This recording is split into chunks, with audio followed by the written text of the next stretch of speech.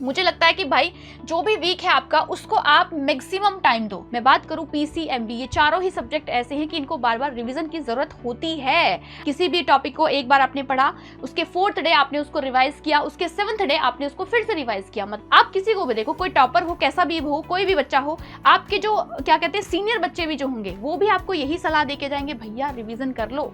12 घंटे 14 घंटे पढ़ने का मतलब होता है कि वो सारा टोटल लगाकर अपना बता रहे होते हैं। तो hi, hello, good morning, good evening, नमस्कार and Radhe Radhe and whatever you feel connected with.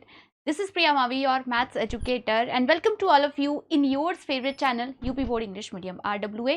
बेटा मैं एक बार फिर से आ चुकी हूँ आप लोगों के लिए एक और वीडियो के साथ, और आज वीडियो में हम बात करने वाले हैं आपके most demanding, most trending question की। यानी कि जो बच्चे अक्सर मेरे से पूछते हैं कि मैम कितने घंटे हमको पढ़ना चाहिए, क्या हमें 12 घंटे पढ़ना चाहिए तो ही हम टॉपर बन पाएंगे, क्या मैम हम 8 घंटे पढ़ लें तो हम अच्छे से कर सकते हैं चीज़ें मैनेज, क्या मैम हम 2 ही घंटे पढ़ें तो क्या हम बहुत अच्छा कर सकते हैं। कुछ बच्चों के तो ऐसे भी क्वेश्चन होते हैं कि मैम अगर हम 4 घंटे पढ़ें तो क्या हम पास हो जाएंगे। तो आपके इन सारे क्वेश्चंस के आंसर आज मैं देने वाली हूँ इसी वीडियो के अंदर। सो वेलकम, आप सभी का बहुत बहुत स्वागत है भाई हमारे इस वीडियो में। तो सबसे पहले तो बेटा आपको पता ही है कि देखिए हर एक बच्चा अलग है, चाहे वो टॉपर हो चाहे वो एक नॉर्मल बच्चा हो, हर एक बच्चा अलग होता है। कोई कोई बच्चा बहुत कम समय में पढ़कर भी बहुत अच्छा कर लेता है ना। कोई बच्चा पूरे पूरे घंटे पढ़ता है, पूरे पूरे 12-12 घंटे पढ़ता है तो भी वो बहुत अच्छे से नहीं पढ़ पाता है।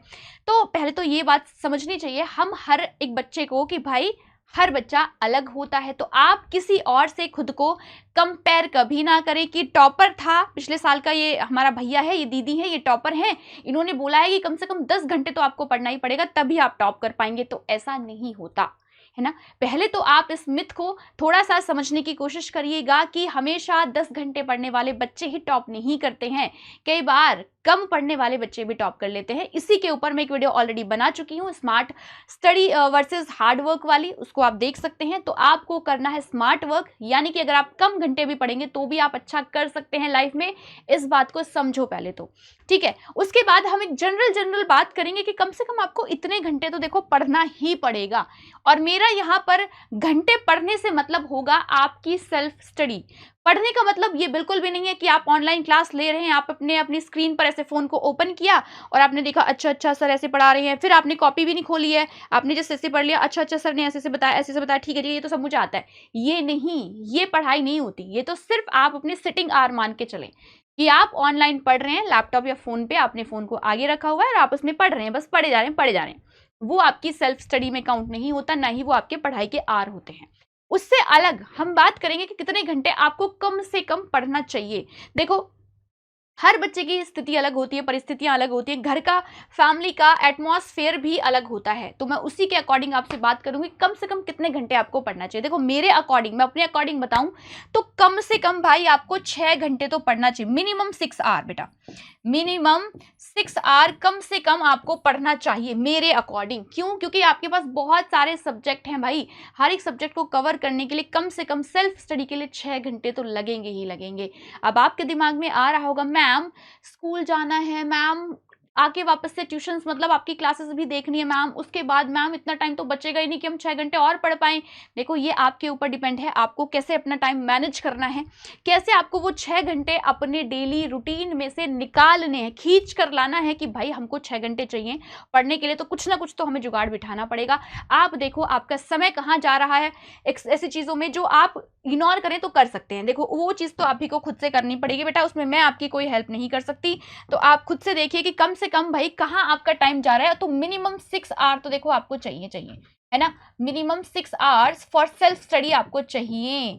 इसमें देखो आप अपना वो टॉपिक पहले उठा सकते हैं, वो सब्जेक्ट पहले उठा सकते हैं जो आपका वीक है। जैसे मैं बोलूँ बहुत सारे बच्चों को मैथ समझ नहीं आता, तो भाई मैथ्स को ना समय देना पड़ता है, और समय कब दोगे? जब आप सेल्फ स्टडी करोगे। क्लास में पढ़ने का मतलब मैथ्स पढ़ना नहीं होता। मैं बार बार कहती हूँ क्लास में क्लास लेने का मतलब मैथ्स पढ़ना नहीं होता।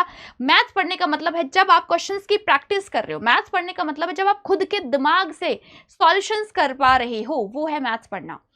तो मैथ्स के लिए मैं बात करूं भाई, रोज कम से कम बेटा डेली 2 आवर तो आपको देने ही पड़ेंगे, है ना।